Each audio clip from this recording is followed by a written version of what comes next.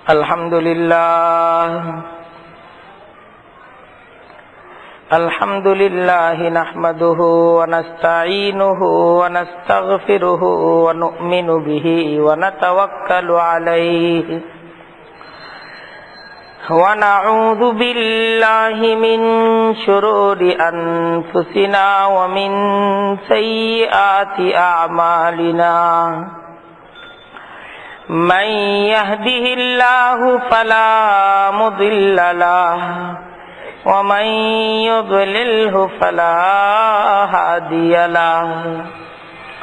Wa nashhadu an la ilaha illallah wahdahu la sharika lahu wa nashhadu anna sayyidana wa maulana Muhammadan abduhu wa rasuluhu.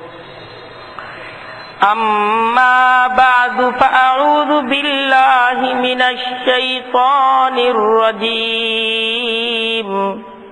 بسم الله الرحمن الرحيم. إن الذين كفروا وصدوا عن سبيل الله وشاقوا الرسول من بعد ما تبين لهم الهدى لن يضروا الله شيئا وسيحبط أعمالهم. صدق الله العظيم وصدق رسوله النبي الكريم ونحن على ذلك لمن الشاهدين والشاكرين والحمد لله رب العالمين.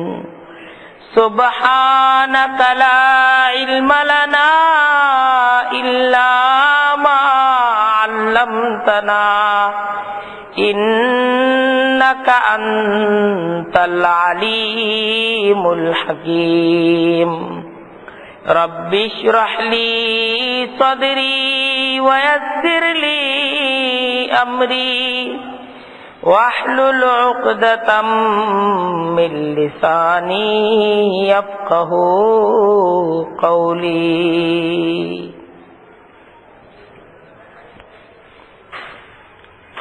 আল্লাহ তাআলার দরবারে অজস্র শুকর, জুমার আজানের সাথে সাথেই জুমার খুতবার আলোচনায় তিনি আমাদেরকে একত্রিত করে দিয়েছেন। শতকোটি দরুদ এবং সালাম প্যারা নবী হযরত মুহাম্মদ মুস্তাফা সাল্লাল্লাহু আলাইহি ওয়াসাল্লামের প্রতি। আল্লাহ তাআলার অনেক বড় মেহেরবানি, তিনি আমাদেরকে তার উম্মত করে সৌভাগ্যবান করেছেন। আজকের জুমার খুতবায় আমরা নবী করিম সাল্লাল্লাহু আলাইহি ওয়াসাল্লামের মর্যাদা এবং তার আনুগত্যের গুরুত্ব এই বিষয়টি নিয়ে আলোচনা করব ইনশাআল্লাহ। দেখেন, কুরআনে কারীমের মাধ্যমে মহান রব্বুল আলামিন যে দাওয়াত আমাদের কাছে পেশ করেছেন এর কথাগুলো সুস্পষ্ট।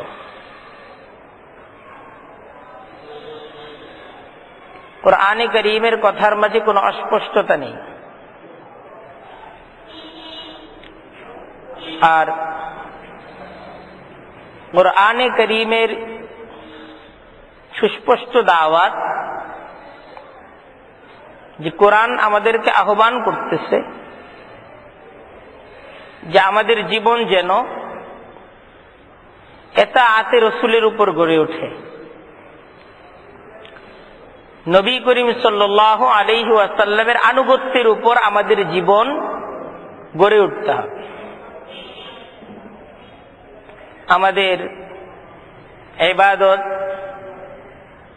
আমাদের ব্যক্তিগত আমল, আমাদের সমাজ, আমাদের পরিবার, সবকিছুই।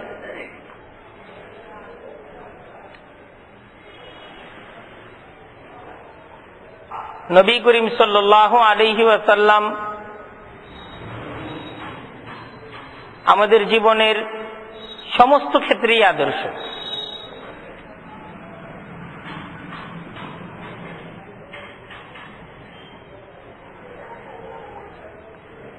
সমস্ত কাজের ক্ষেত্রেই তার অনুকরণ, তার অনুসরণ, এটা মহান রব্বুল আলামিনের আমাদের কাছে চাওয়া। তিনি আমাদের কাছে এটা চান।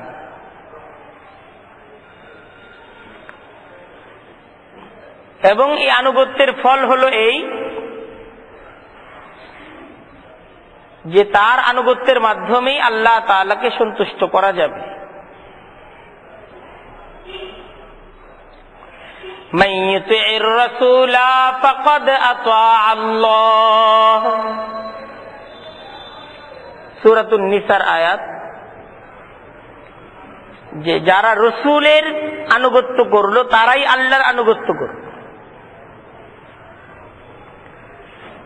হযরত ইবনে মাসউদ রাদিয়াল্লাহু তাআলা আনহু এই আয়াতের ব্যাখ্যা এইভাবে করেন, ফামান আতা মুহাম্মাদান সাল্লাল্লাহু আলাইহি ওয়াসাল্লাম ফাকাদ আতা আল্লাহ, যারা মুহাম্মদ সাল্লাল্লাহু আলাইহি ওয়াসাল্লামের আনুগত্য করলো তারা আল্লাহর আনুগত্য করলো। ওমান আসা মুহাম্মাদান সাল্লাল্লাহু আলাইহি ওয়াসাল্লাম ফাকাদ আসা আল্লাহ, আর যারা মুহাম্মদ সাল্লাল্লাহু আলাইহি ওয়াসাল্লামের অবাধ্যাচরণ করলো তারা আল্লাহর অবাধ্যাচরণ করলো। মুহাম্মাদুন ফারকুন বাইনান নাস, এই পৃথিবীর সকল মানুষের জন্য মুহাম্মাদুর রাসূলুল্লাহ সাল্লাল্লাহু আলাইহি ওয়াসাল্লাম তিনি হলেন পার্থক্যকারী মানদণ্ড। মুহাম্মাদুর রাসূলুল্লাহটা একটা মাপ।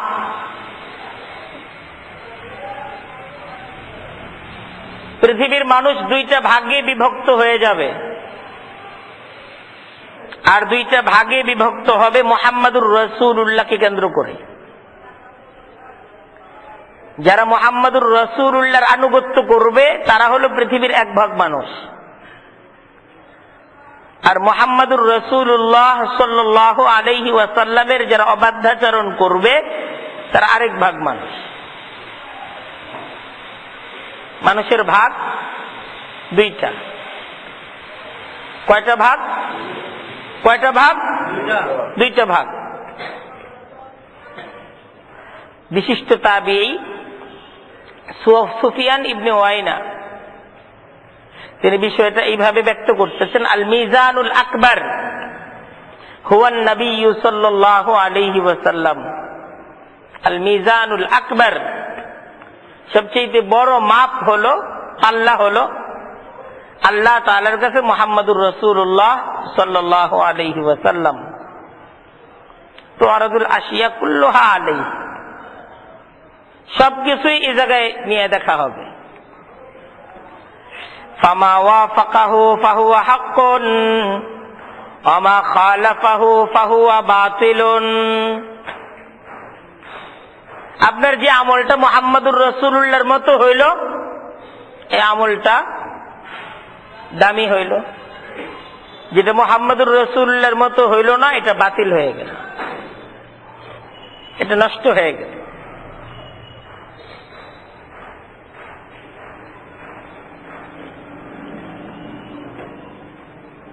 দিনের যত কাজ আছে, রাতের যত কাজ আছে, আপনার পারিবারিক যত কাজ আছে, সামাজিক যত কাজ আছে, আপনার যত ইবাদত বন্দেগী আছে, সবকিছুর ব্যাপারে এটা চূড়ান্ত কথা যে মুহাম্মাদুর রাসূলুল্লাহর মতো যদি হয় তাহলে এটার দাম আছে, ফাহুয়া হাক্কুন। আর মুহাম্মাদুর রাসূলুল্লাহর মতো যদি না হয় ফাহুয়া বাতিলুন, এটা বাতিল।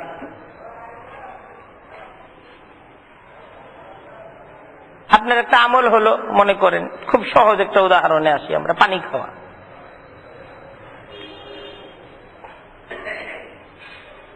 তো পানি, এটা পিপাসা মেটার জন্য পানি আমরা পান করে থাকি। তো এই পানিটা পান করার ক্ষেত্রে আমরা যদি মুহাম্মদুর রাসূলুল্লাহ সাল্লাল্লাহু আলাইহি ওয়াসাল্লামের অনুসরণ করি, ইচ্ছা করলে করতে পারি না? পারি তো, ইচ্ছা করলে করতে পারি। তো যদি করি তাহলে ডান হাতে গ্লাসটাকে ধরতে হবে, পানিটাকে আল্লাহ তাআলার শুকরিয়া আদায়ের সাথে বিসমিল্লাহ বলে পানিটাকে পান করতে হবে। এই পানিটা পান করার সময় 3 ঢোকে পান করতে হবে বা 2 ঢোকে পান করতে হবে, 2 ধরনের মত আছে। পানির যে গ্লাস, এই গ্লাসের মাঝে কোনো শ্বাস ফেলা যাবে না। তো আপনি যখন, এটা একটা কাজ, এই কাজটা করলেন, আবার এই কাজটা সুন্নত তরিকায় করলেন, আল্লাহ রাসূল যেভাবে এই কাজটাকে করছেন। তো এটা আপনার পানীয় পান করা হইল, ইবাদত হইল, আমলটা দামি হয়ে গেল। আর যদি এই জায়গায় আল্লাহ রাসূল সাল্লাল্লাহু আলাইহি ওয়াসাল্লামের তরিকার অনুসরণ না করা হয়, তাহলে পানি পান করা হইল কিন্তু কোন ইবাদত হইল না, এটা নষ্ট হয়ে গেল। একটা কাজ করলাম কিন্তু কাজটা নষ্ট হয়ে গেল, এই কাজের কি থাকলো না, দাম থাকলো না।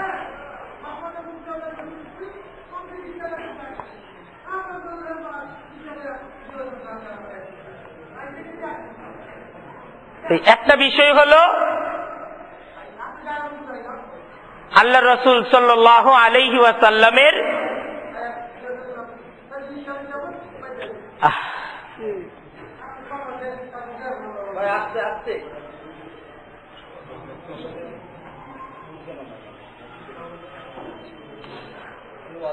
যে জীবনের সমস্ত কাজে কর্মে যখন সুন্নাহর অনুসরণ করা হয় তখন সে কাজগুলো দামি হয়ে ওঠে,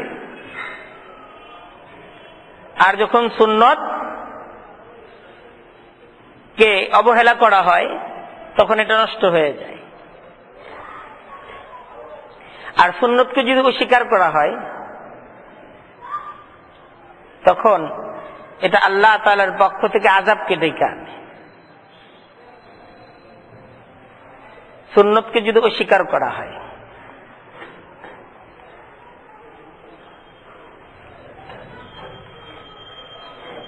তাই আমাদেরকে ভাবতে হবে। 1 নম্বর বিষয় হলো আল্লাহ রাসূল সাল্লাল্লাহু আলাইহি ওয়াসাল্লামের জীবনের সমস্ত কাজ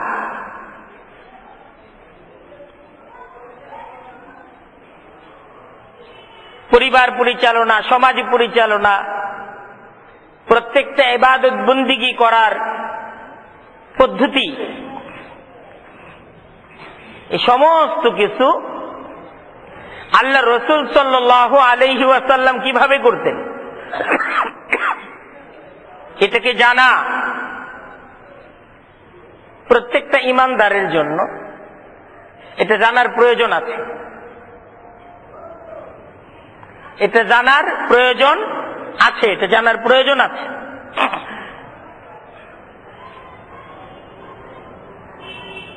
আপনি যখন কোরআন পড়বেন,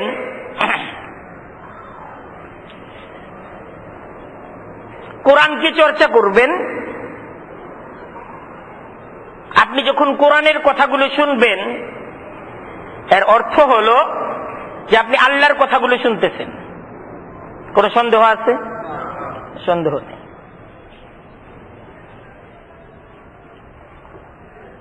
কোরআনের সাথে কথা বলতেছেন মানে আল্লাহর সাথেই আপনি কথা বলতেছেন।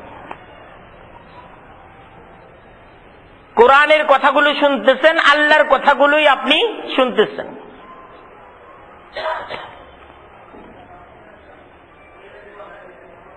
তাই আল্লাহর কথাগুলো শোনার সুযোগ আমাদের আছে তো? আল্লাহ আমাদেরকে কি বলতে চান এই বিষয়টা অস্পষ্ট না, এই বিষয়টা সুস্পষ্ট, এবং এই বিষয়টা কোরআন দ্বারা সুস্পষ্ট। আল্লাহ আমাদেরকে যে কি বলতে চান এই বিষয়গুলো কোরআন দ্বারা সুস্পষ্ট। কারণ আল্লাহ আমাদেরকে যা বলতে চান, যে দাওয়াত আমাদেরকে দিতে চান, এই দাওয়াতটা তিনি কোরআনের মাধ্যমে আমাদের কাছে দিয়েছেন।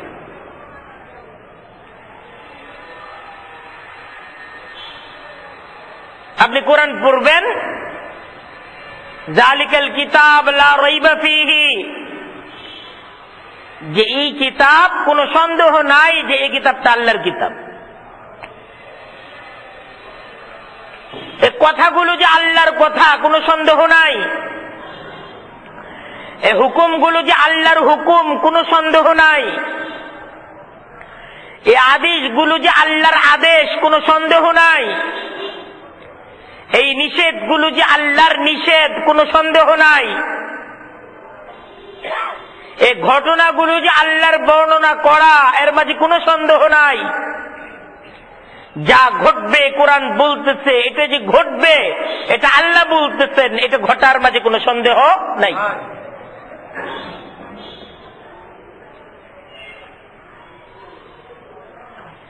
এখন আপনি যদি কোরআনটা না পড়েন, এই কোরআনটা আপনি না শুনেন, এই কোরআনের সাথে সম্পর্ক আপনি যদি তৈরি না করেন, তাহলে আল্লাহর কথাগুলো আপনার শোনা হলো না, আল্লাহর কথাগুলো আপনার জানা হলো না।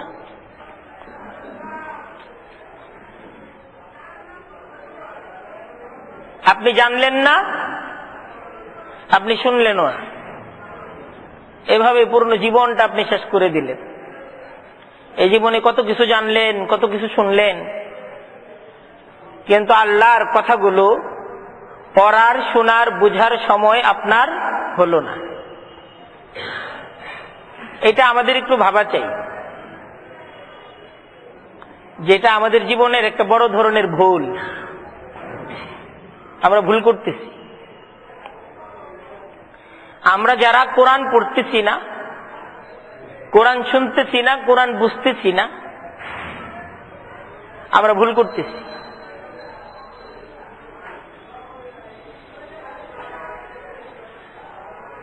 অথচ আমরা অনেকেই আছি 60-70 বছর যাবৎ আমরা মুসলমান, 30-40-50 বছর যাবৎ আমরা মুসলমান। জীবনের এতগুলো বছর পার করে আসলাম, কিন্তু কোরআনকে বুঝার, কোরআনকে পড়ার, কোরআনকে শোনার জন্য আমি সময় দিলাম না। অথচ আমার জীবন আর হয়তো খুব বেশি দিন বাকি নাই। একদম জীবন সায়ান্নে, জীবনের শেষ মুহূর্তগুলো হয়তো আমি অতিবাহিত করতেছি। আমি খবর শুনে দিন পার করতেছি, যে খবর শোনার আমার কোনো প্রয়োজন নাই, যে খবর জানারও আমার কোনো প্রয়োজন নাই, যেই খবর জানার দ্বারা আমার কোনো লাভও হয় না, আমার কোনো ক্ষতিও হয় না। এ খবর আমার কোনো উপকারও দেয় না। আমার অবস্থা না দুনিয়াতে না আখেরাতে এই খবর শোনার দ্বারা আমার জীবনের কোনো উপকার আছে। অথচ যে খবরগুলো শোনা দরকার, যে খবরগুলোর আর আলোচনা আল্লাহ তাআলা কুরআনে কারীমের মাধ্যমে আমার আপনার কাছে পেশ করেছেন, সেই খবরটাকে আমরা বেখবর বানায় ফেলেছি। আপনি যখন হাদিস পড়বেন, আপনি যখন হাদিস পড়বেন, হাদিস শুনবেন, আপনি অবিকল নবী করিম সাল্লাল্লাহু আলাইহি ওয়াসাল্লামের কথাগুলো শুনতেছেন।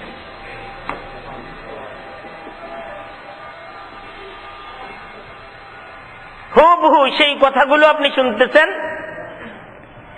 একদম শব্দে শব্দে সেই কথাগুলো আপনি জানতেছেন,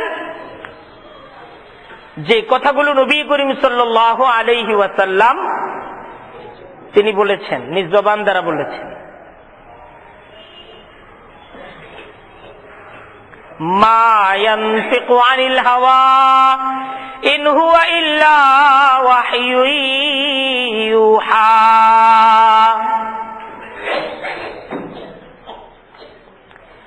মা ইয়ানতিকু আনিল হাওয়া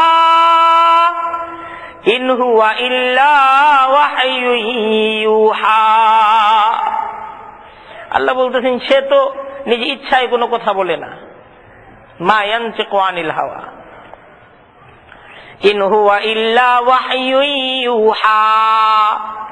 সে যা বলে সবই তার কাছে ওহী করা হয়।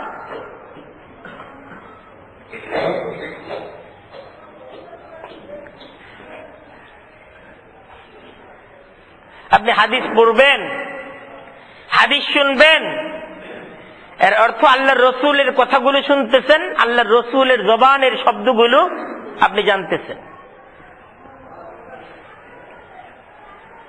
সব আলোচনা আল্লাহর রসুল সাল্লাল্লাহু আলাইহি ওয়াসাল্লাম হাদিসের মাধ্যমে আমাদের কাছে পেশ করেছেন, উপস্থাপন করছেন।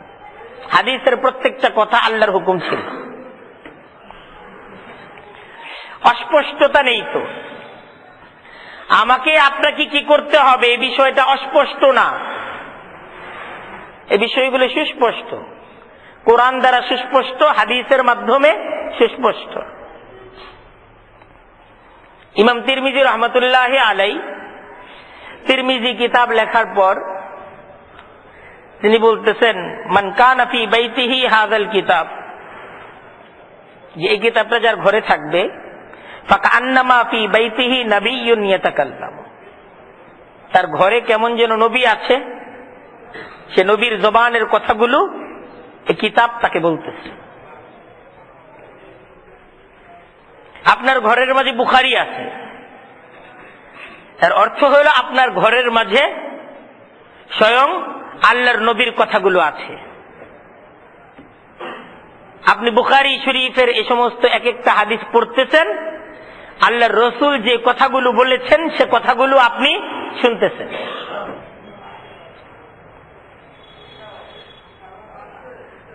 আপনার ঘরের মাঝে মুসলিম শরীফ আছে, এর অর্থ হলো আপনার ঘরের মাঝে আল্লাহর রসুল সাল্লাল্লাহু আলাইহি ওয়াসাল্লামের কথাগুলো এটা সংরক্ষিত আছে। আপনার ঘরে আপনি, আপনার স্ত্রী, আপনার সন্তান, আপনার আপনজন যারাই কিতাব খুলতেছে, আল্লাহর রসুলের কথাগুলো তারা আপনার ঘরে বসে শুনতেছে। কিন্তু আফসোস, আজকে আমাদের ঘরের মাঝে তো আল্লাহর রসুলের কথাগুলো নাই।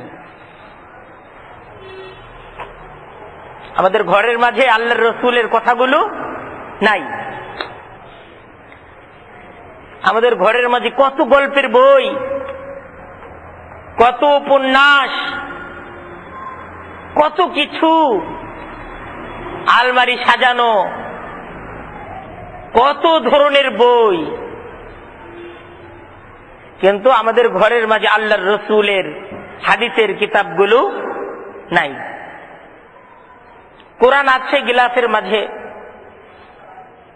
গিলাফ দ্বারা এটাকে আমরা সাজিয়ে এটাকে সুন্দর করে কোথাও সংরক্ষিত করে রেখেছি, এটাকে আমরা বুঝার জন্য পড়ি না। অথচ কোরআন এটা তো বড় জিম্মাদারি।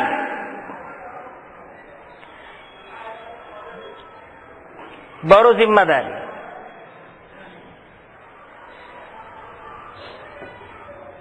উতলু মা উহিয়া ইলাইকা মিনাল কিতাব,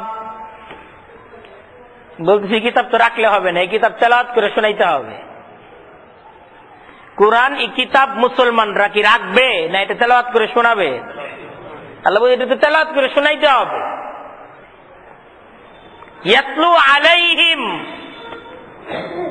ইয়াতলু যে কোরআনকে তারা তেলাওয়াত করবে, আলাইহিম, আলাইহিম মানে অন্যদের সামনে তেলাওয়াত করে শোনাবে। এর অর্থই হলো যে তারা কোরআন জানবে আর কোরআনের দাওয়াত তারা সমাজকে দিবে। এটা শুধু তেলাওয়াতের জন্য না, এটার তেলাওয়াত তো অনেক বরকতপূর্ণ, কিন্তু এটা তো তেলাওয়াত করে জানাইতে হবে। কোরআনের দাওয়াত এটাকে পেশ করতে হবে। আর কোরআন এই দাওয়াত দিচ্ছে, মান ইউতিইর রাসূলা ফাকাদ আতা আল্লাহ ওয়া মান তাওয়াল্লা ফামা আরসালনাকা আলাইহিম হাফিজা। মান ইউতিইর রাসূলা, কোরআন এই দাওয়াত দিচ্ছে যারা রাসূলের আনুগত্য করবে, যারা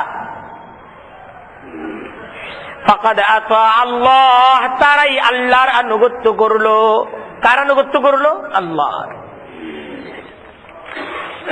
আর যারা কোরআনের আনুগত্যকে ছেড়ে দিল, তারা আল্লাহর আনুগত্যকে ছেড়ে দিল। যারা রসুলের আনুগত্যকে ছেড়ে দিল, তারা আল্লাহর আনুগত্যকে ছেড়ে দিল।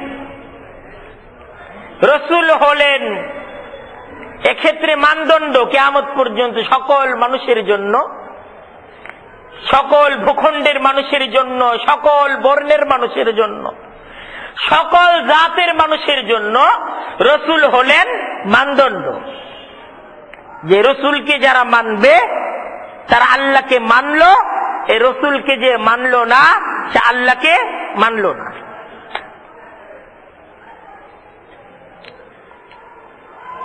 কোরআনের দাওয়াত কার কথা?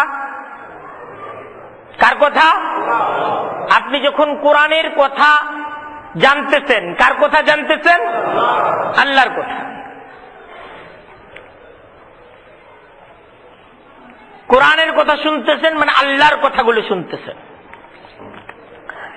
ইয়া আইয়ুহান নাস, কোরআন বলতেছে হে মানুষেরা, قد جاءكم الرسول بالحق من ربكم قد جاءكم الرسول بالحق من ربكم فآمنوا خيرا لكم قد جاءكم الرسول, তোমাদের কাছে রসুল আগমন করেছেন, বিল হাক্কি, সত্য সহ, মির রব্বিকুম, তোমাদের রবের পক্ষ থেকে। আল্লাহ বলতেছেন হে মানুষ শুনো, তোমাদের রবের পক্ষ থেকে সত্য সহ রসুল তোমাদের কাছে আগমন করেছেন। ফাআমিনু, কাজেই তোমরা রসুলের প্রত্যেকটা কথার উপর ঈমান আনো। আমিনু খায়রাল লাকুম, তোমাদের জন্য ইহা ভালো হবে, এটা তোমাদের জন্য কল্যাণকর হবে, এটাই তোমাদের জন্য সফলতা হবে। যদি রসুলের প্রতি ঈমান আনতে পারো তোমাদের জীবন সাকসেস হয়ে যাবে। খায়রাল লাকুম ওয়া ইন তাকফুরু, আর যদি তোমরা রসুলকে অস্বীকার করো, রসুলকে অবিশ্বাস করো, ফা ইন্না লিল্লাহি মা ফিস সামাওয়াতি ওয়াল আরদি ওয়া কানা আল্লাহু আলিমান হাকীমা, তাহলে নিশ্চিত ভাবে জেনে রেখো, ফা ইন্না লিল্লাহি মা ফিস সামাওয়াতি ওয়াল আরদি, সব আল্লাহর, যা আছে আসমান এবং জমিনে সব কার? সব আল্লাহর। সেই আল্লাহর বিরুদ্ধাচরণ হবে। ওয়ালিল্লাহি খাযাইনুস সামাওয়াতি ওয়াল আরদ, আসমান জমিনের সমস্ত খাজানা, আসমান জমিনের সমস্ত কিছুর চাবিকাঠি কার কাছে? সে আল্লাহর সাথে বিরুদ্ধাচরণ হবে।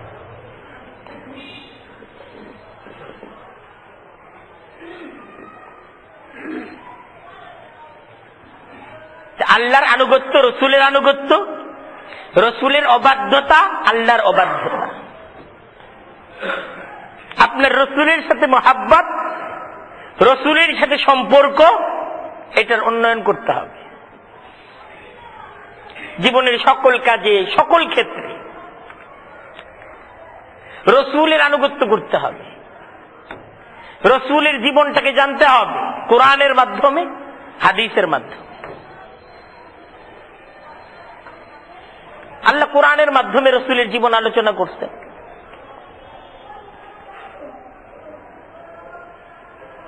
আপনি যদি কোরআনের কাছে জানতে চান, আপনার রসুল সম্পর্কে জানতে চান, কোরআন জবাব দিবে মুহাম্মাদুন রাসূলুল্লাহ, মুহাম্মদ আল্লাহর রসুল। ওমা মুহাম্মাদুন ইল্লা রাসূল। আল্লাহ কোরআনে নবীর পূর্ণ পরিচিতি আলোচনা করতেছেন। ইসমুহু আহমাদ, কোরআন বলতেছে তার নাম হলো আহমাদ। তার নাম কি? আহমাদ। ইসমুহু আহমাদ। কোরআন তার গুণাবলীর আলোচনা করতেছে। ইন্না আরসালনাকা শাহিদ ওয়া মুবাশশিরান ওয়া নাযীরা ওয়া দাঈয়ান ইলাল্লাহি বিইذনিহি ওয়া সিরাজাম মুনীরা। কোরআন বলতেছে তার পরিচয়, তিনি শাহেদ, তিনি উম্মতের সমস্ত আমলের জন্য নমুনা। কোরআন বলতেছে তিনি মুবাশশির, তিনি সুসংবাদ দানকারী, তিনি জান্নাতের সুসংবাদ নিয়ে পৃথিবীতে এসেছেন। যারা তাকে নমুনা হিসেবে গ্রহণ করবে তাদের ঠিকানা জান্নাত। মুবাশশির ওয়া নাযীরা, তিনি সতর্ককারী, তিনি সাবধানকারী। যারা তার দাওয়াতকে অস্বীকার করবে তিনি তাদেরকে সাবধান করতে এসেছেন। তাদের জন্য কঠিন পরকাল, তাদের জন্য কঠিন জাহান্নাম অপেক্ষা করতেছে। আল্লাহ কোরআনের মাঝে নবীর ফাজাইল আলোচনা করেছেন, নবীর গুণাবলীর আলোচনা করেছেন। হযরত আয়েশা রাদিয়াল্লাহু তাআলা আনহা, তার কাছে আল্লাহর রাসূলের এক সাহাবী আল্লাহর রাসূল সাল্লাল্লাহু আলাইহি ওয়াসাল্লামের জীবনটাকে জানার জন্য আয়েশার কাছে গেছেন। আল্লাহর রাসূলের খলক কেমন ছিল, তার জীবন কেমন ছিল জানতে চাইতে। এটা তো সাহাবা একরামদের সন্তানদের আমলই এটা ছিল। প্রত্যেকটা ঘর আল্লাহর রাসূলের জীবন শিক্ষার প্রতিষ্ঠান ছিল। যে ঘরের মাঝে বাবা মা সন্তান, তাদের আলোচনার বিষয় ছিল এইটা, আল্লাহর রাসূল কেমন ছিলেন। সাহাবা একরামদের সন্তানরাও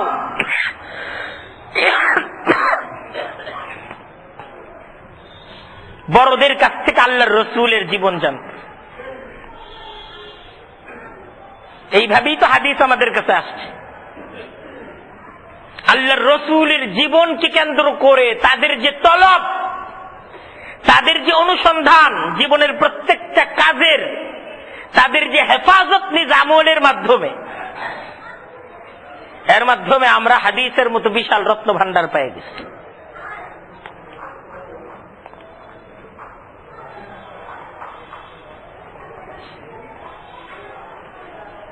এজন্য আল্লাহ তাআলা কোরআনের মাঝে নবীর সাহাবীদের ফজিলত আলোচনা করছেন।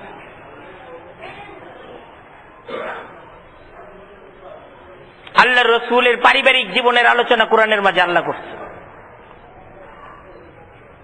তার সমাজ সংস্কার মূলক কার্যক্রমের আলোচনা আল্লাহ তাআলা কোরআনে কারীমের মাঝে করছেন।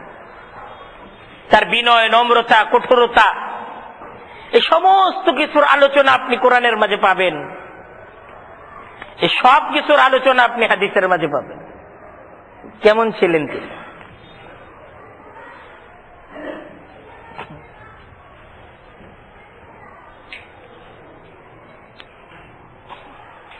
দুশমনরা আল্লাহর রাসূলকে কেন্দ্র করে যত ধরনের কটূক্তি করছে, আল্লাহ কোরআনে কারীমের মাধ্যমে সব কটূক্তির জবাবও তিনি পেশ করছেন। وقال الذين كفروا لست مرسلا, আল্লাহর রাসূল যখন মানুষদেরকে রিসালাতের দাওয়াত দিলেন, কাফেররা বলল লাস্তা মুরসালা, তুমি রাসূল না। লাস্তা মুরসালা, তুমি রাসূল না। আল্লাহর রাসূল বলতেছেন ইন্নী ইয়া আইয়ুহান নাস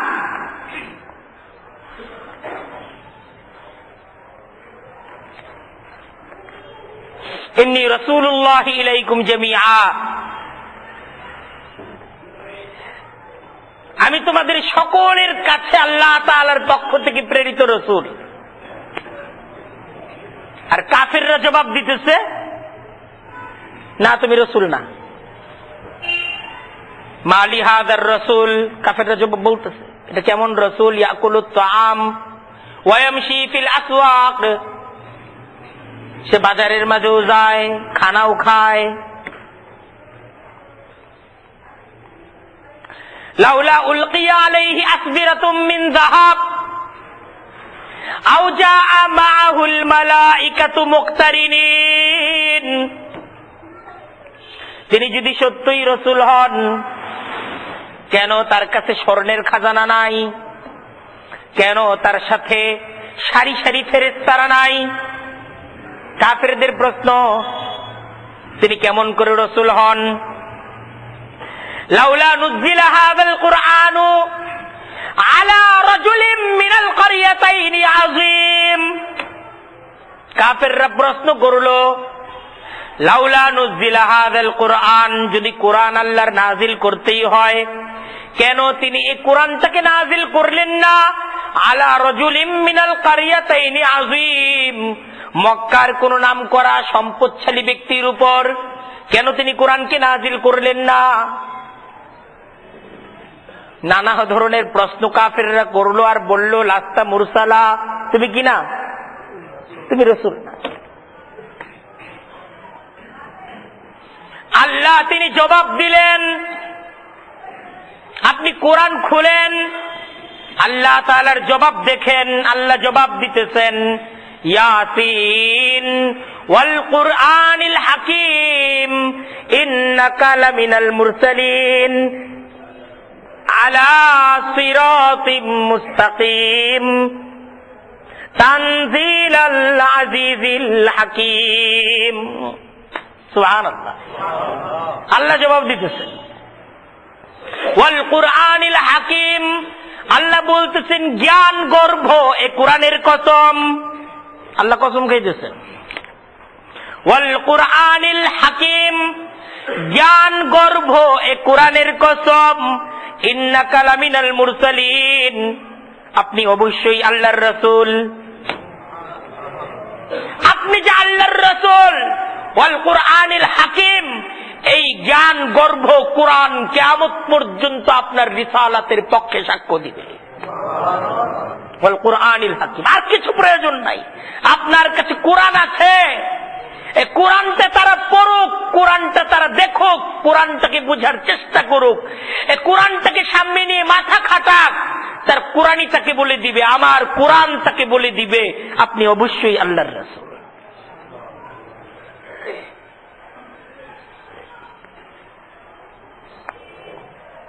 মক্কার কাফেররা আল্লাহর রাসূলকে পাগল বলল। কি বলল? পাগল, যে লোক পাগল, সে পাগল হয়ে গেছে। আল্লাহ জবাব দিলেন, জবাব দিতেছেন কে? সমাজের কেউ তো জবাব দিতে পারে না, কারণ কথা বলতেছে কারা? প্রভাবশালীরা। সমাজের যারা প্রভাবশালী, যারা সম্পদশালী, যারা জনবল, জনতার বলের অধিকারী, তাদের কথার জবাব কে দিবে? আল্লাহ জবাব দিতেছে, নুন ওয়াল কলামি ওয়া মা ইয়াসতুরুন মা আনতা বিনিআমাতি রাব্বিকা বিমাজনুন।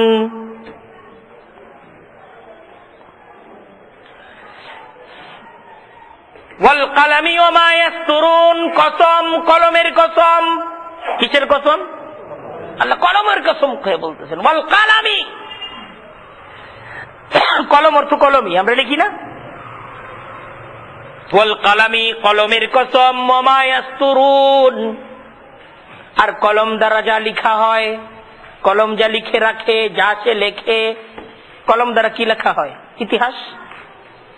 কলম দ্বারা কি লেখা হয়? ইতিহাস। মা আনতা বিনিআমাতি রাব্বিকা বিমাজনুন।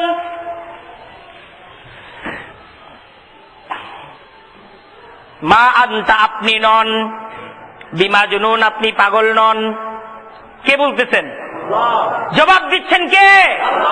আপনি পাগল নন। আল্লাহ বলতেছেন আপনি পাগল নন, আপনি আপনার প্রভুর পক্ষ থেকে নিয়ামতের নবুয়তের মর্যাদায় আপনি অধিষ্ঠিত। তারা আপনাকে পাগল বলতেছে, কিন্তু ইতিহাস সাক্ষী, ইতিহাস একদিন কথা বলবে। ইতিহাস আবু জেহেল, আবু লাহাব, উতবা, শাইবা, রবিআ এদেরকেই পাগল সাব্যস্ত করবে। আপনার নবুয়তি কিয়ামত পর্যন্ত টিকবে থাকবে, কিয়ামত পর্যন্ত থাকবে এই নবুয়ত।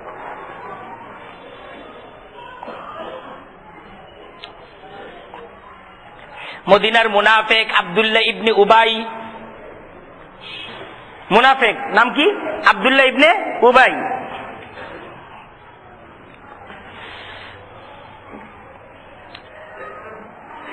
আল্লাহর রাসূল মদিনায় হিজরত করার পূর্ব মুহূর্ত পর্যন্ত এই মুনাফিকরা যারা, আব্দুল্লাহ ইবনে উবাই মদিনায় সেই ছিল সবার কাছে সম্মানিত ব্যক্তি, দাপটের অধিকারী। মদিনার আউস খাজরাজ গোত্র উভয় গোত্র একমত হয়ে আব্দুল্লাহ ইবনে উবাই তার জন্য রাজমুকুট তৈরি করে ফেলেছিল, যে তারে রাজা বানাবে।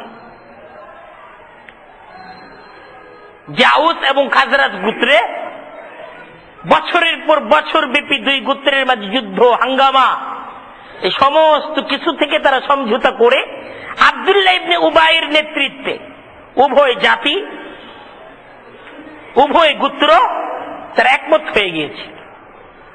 আল্লাহর রাসূল যখন মদিনায় গেলেন, মদিনার আউস এবং খাজরাজ গোত্রের শীর্ষস্থানীয় ব্যক্তিরা যখন ঈমানকে গ্রহণ করলো, ইসলামের ছায়াতলে চলে আসলো, আব্দুল্লাহ ইবনে উবাই তার ইসলাম ধর্ম গ্রহণ করা ছাড়া নিজ নেতৃত্ব টিকিয়ে রাখাই ছিল অসম্ভব। এই বেচারা ইচ্ছায় হোক অনিচ্ছায় হোক, ইচ্ছায় তো হয় নাই,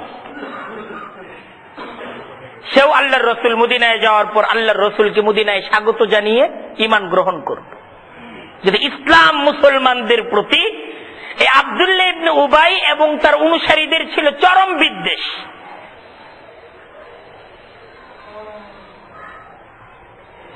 বাকি আনসারীদের সামনে তাদের আচার আচরণ ছিল একরকম, আর আল্লাহর রাসূল এবং মুহাজিরদের সাথে একা পেলে তাদের আচরণ ছিল ভিন্ন রকম। এরা মনে প্রাণে ইসলামকে মেনে নিতে রাজি ছিল।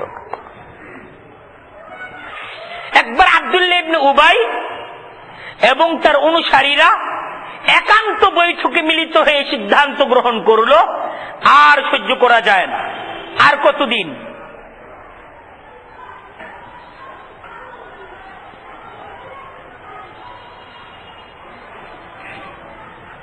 চূড়ান্ত সিদ্ধান্ত নিল তারা, মদিনা থেকে আল্লাহর রাসূল এবং মুহাজির যারা, এদেরকে মদিনায় থাকতে দিবে না, মদিনা থেকে এদেরকে বের করে দিবে। এজন্য তারা একটা কৌশল, একটা মাস্টার প্ল্যান এটাও করবে। কিন্তু সে বৈঠকে সবাই ছিল মুনাফিক, একদম খাস মুনাফিক। কিন্তু এক পিচ্চি বালক, এক পিচ্চি, তার নাম ছিল যায়েদ ইবনে আরকাম রাদিয়াল্লাহু তাআলা।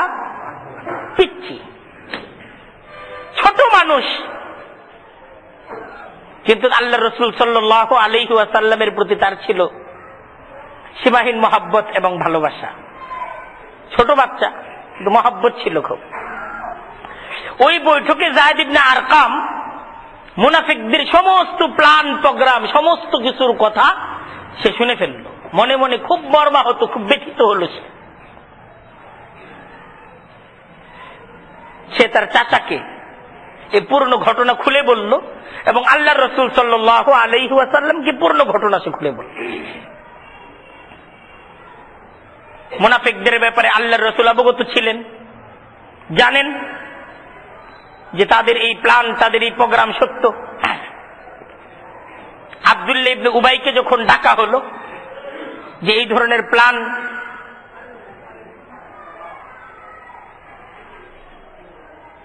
এই ধরনের বিষয়ে তোমাদের মাঝে বৈঠক সম্পাদিত হয়েছে? তো মুনাফিক নেতা তো একদম কসম খায়া, সে কসম খেয়ে স্বীকার করবে। আর যায়েদ ইবনে আরকাম ছোট এক বাচ্চা, তার উপর সমস্ত আনসারী এবং মুনাফিকদের পক্ষ থেকে তার উপর নানাভাবে তার উপর চাপ তৈরি হলো যে তুমি বাচ্চা মানুষ, তুমি বুঝো কি,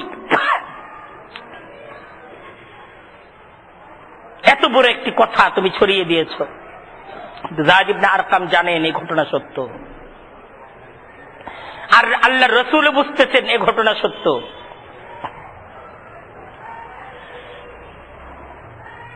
কঠিন পরিস্থিতি, লম্বা আলোচনা, সে আলোচনা এখন করা যাচ্ছে না। আমরা শুধু এটা বলতে চাই, আল্লাহ তাআলা কোরআনে কারীমের সূরা নাযিল করলেন যায়েদ ইবনে আরকামের পক্ষে, যে যায়েদ ইবনে আরকামের কথাগুলো সত্য, মুনাফিকদের এই প্ল্যান এবং এই বৈঠক সত্য। হুমুল্লাযীনা ইয়াকুলুনা, আল্লাহ বলতেছেন মুনাফিকরা সিদ্ধান্ত গ্রহণ করেছে, লা তুনফিকু আলা মান ইনদা রাসূলিল্লাহি হাত্তা ইয়ানফাদ্দু। তাদের প্রথম প্রোগ্রাম ছিল যে মুহাজির যারা আল্লাহর রাসূল সহ মদিনায় যে সমস্ত মুহাজির আছে, মুহাজিররা মদিনায় যাওয়ার পর প্ল্যান এরকম ছিল যে আনসারীরা তারাই কৃষিকাজ করবে, কৃষিকাজ আনসারীরাই করবে, মুহাজিররা কৃষিকাজ জানে না, কৃষিকাজ করবে না। আর মদিনা ছিল কৃষি প্রধান এলাকা, কিন্তু আনসারীরা কৃষিকাজ করার পর ফসল যেটা হবে অর্ধেক নিজেরা রাখবে, অর্ধেক মুহাজিরদেরকে দিয়ে দিবে। এটা ছিল প্ল্যান। তাদের প্রথম প্রোগ্রাম ছিল যে এই মুহাজিরদেরকে বসিয়ে বসিয়ে খাওয়ানো, নিজেদের উৎপাদিত পণ্যের অর্ধেক তাদেরকে দিয়ে দেওয়া, এটা বন্ধ করে দিতে হবে। তাহলে অটোমেটিক মুহাম্মদের এই যে এই মসজিদে নববীর আস্তানা অটোমেটিক এটা তারা চলে যাবে। এটা ছিল তাদের প্রথম প্রোগ্রাম।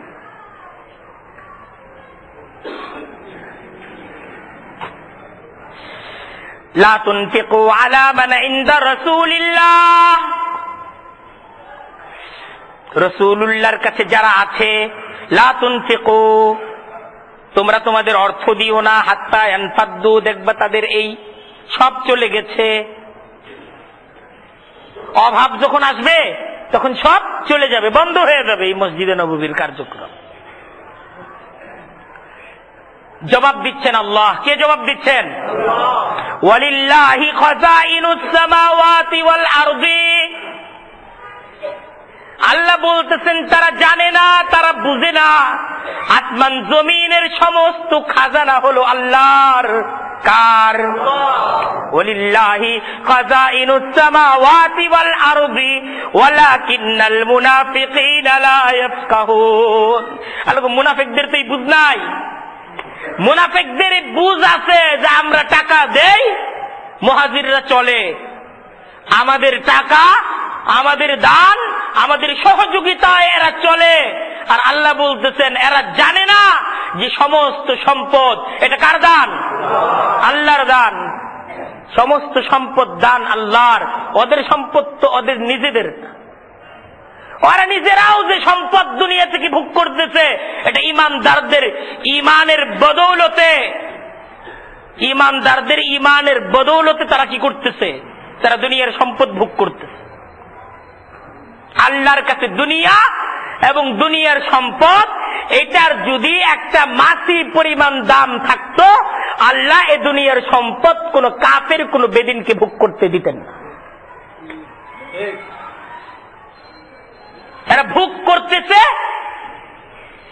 এই পৃথিবীতে এখনো ইমানদার আছে, এজন্য ভোগ করতেছে। ইয়াকুলুনা লাইন রাজানা ইলাল মাদিনা, তারা সিদ্ধান্ত নিল যদি মদিনায় আমরা ফিরে যাই, লা ইউখরিজান্নাল আ'আযযু মিনহাল আযাল, যে মদিনার এই সমস্ত নিম্নবৃত্ত মদিনা থেকে এ সমস্ত কাঙ্গাল গুলোকে বের করে দিতে হবে। এটা সিদ্ধান্ত নিল কারা? মুনাফিকরা। আল্লাহ বলতেছেন ওয়ালাকিন্নাল মুনাফিকিন লা ইয়ালামুন, মুনাফিকরা জানে না, তাদেরই জ্ঞান নাই। ওয়ালিল্লাহিল ইজ্জাতু ওয়া লিরাসূলি, ইজ্জত কার? আল্লাহর, আল্লাহর রাসূলের, এদেরই বুঝ নাই।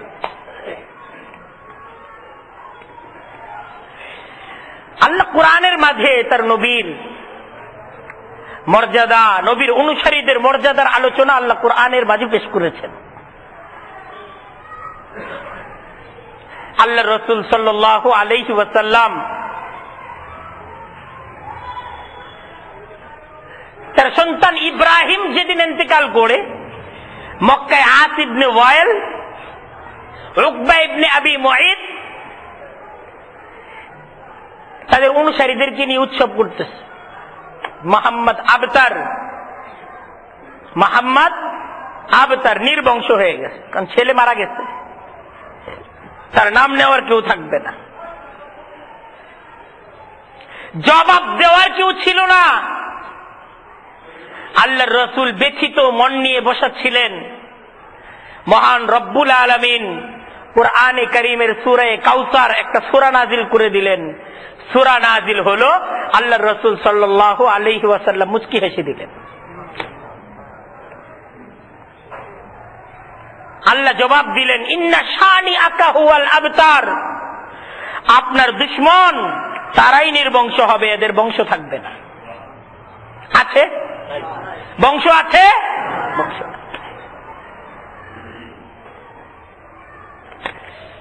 আল্লাহ কোরআনের মাঝে নবীর দুশমনদের আলোচনা যেভাবে করেছেন, নবীর অনুসারী সাহাবা একরামদের মর্যাদাও সেইভাবে আলোচনা করেছেন। ইন্নাল্লাযীনা ইউবাইউনাকা ইন্নামা ইউবাইউনাল্লাহ, নবী যারা আপনার হাতে বাইআত হয়েছে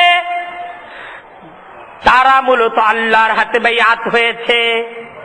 ইয়াদুল্লাহি ফাওকা আইদিহিম, আল্লাহর হাত ছিল তাদের হাতের উপর। তারা যে আপনার হাতে হাত রেখেছে, এই সকলের হাতের উপর কার হাত ছিল? আল্লাহর হাত ছিল। অনেক বড় মর্যাদা, সাথে সাথে এই জিম্মাদারিও আল্লাহ বুঝিয়ে দিচ্ছেন। হ্যাঁ, শুধু হাত রাখলেই হবে না, কাজও করতে হবে। তরিকত বজুজ খিদমতে খলক নিস্ত, না তসবিহ ওয়া সাজ্জাদা ওয়া দলক নিস্ত, কদম বায়দান দর তরিকত নদম কে আসলে নদারদ দমে বেকদম। অনেক বড় মর্যাদা, নবীর হাতে তোমরা বাইআত হইছো, অনেক বড় মর্যাদা। কিন্তু ফামান নাকাসা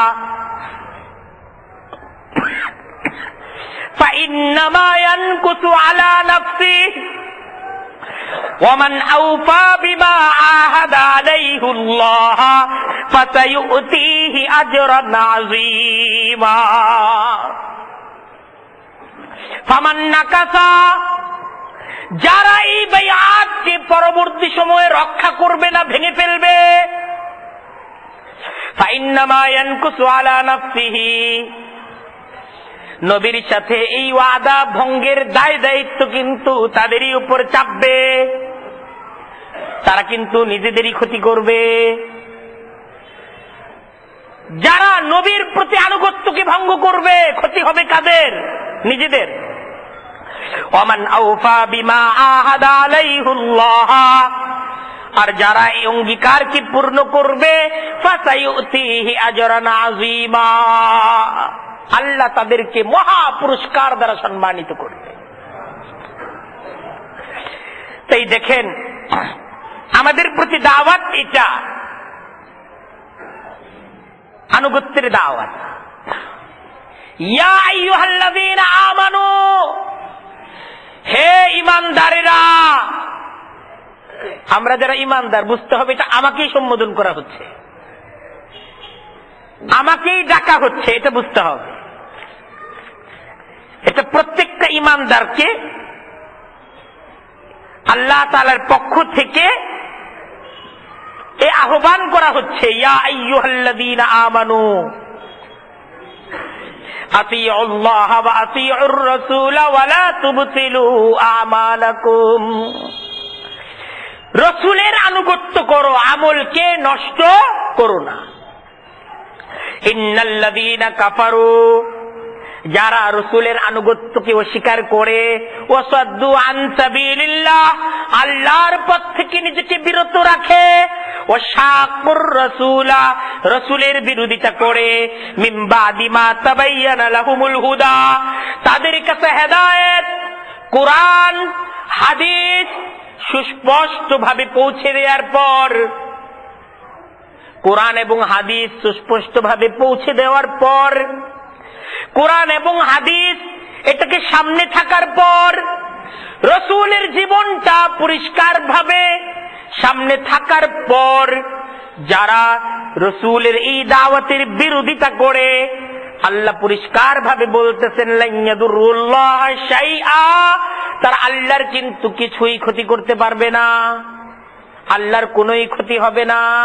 আল্লাহর কোনো ক্ষতি হবে? আল্লাহর কোনো ক্ষতি হবে? আল্লাহর কোরআন আপনি ঘরের মাঝে রেখেছেন, আপনি মাসে একদিন আল্লাহর কোরআন খুলে আল্লাহর কথাগুলো শোনার সময় পান না। আপনার ঘরে রাসূলের হাদিসের কোনো কিতাবই নেই, রাসূলের কথাগুলো আপনি জানলেন না। আপনি 30-40 বছরের মুসলমান, 60-70 বছরের মুসলমান, আপনি আল্লাহর কথাগুলো শুনেন না, জানেন না, রাসূলের কথাগুলো শুনেন না, জানেন না, আপনি আপনার নিজের মতো জীবনকে পার করতেছেন। ক্ষতি কার হচ্ছে? নিজের ক্ষতি হচ্ছে, আল্লাহর কোনো ক্ষতি হচ্ছে না। আর আরেকটা যেটা ক্ষতি হচ্ছে, ওয়াসায়ুহবিতু আমালাহুম, আল্লাহ বলেন তাদের আমলগুলো নষ্ট হয়ে যাচ্ছে না জানার কারণে, না বুঝার কারণে, বুঝে না বুঝে রাসূলকে না মানার কারণে আমল তো হচ্ছে, কিন্তু আমলগুলো হওয়ার সাথে সাথে নষ্ট হয়ে যাচ্ছে। হাসরের ময়দান কঠিন ময়দান হবে। আমল তো অনেক ছিল আমার, কিন্তু সাথে তো কিছুই নিয়ে যেতে পারলাম না। 30-40 বছর রাত দিন পরিশ্রম তো অনেক করছি, কিন্তু এই পরিশ্রমের কোন ফলাফল আমার সাথে গেল না, সব ফালায় রেখে গেলাম। বাড়ি তো 5টা করছি, কিন্তু 5টা বাড়ি দুনিয়াতে থাকছে।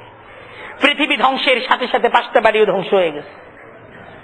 একটা ভূমিকম্প আমাদেরকে কিন্তু বুঝিয়ে দিয়ে গেছে আমরা কত অসহায়। অসহায় না? আমরা কি অসহায় না?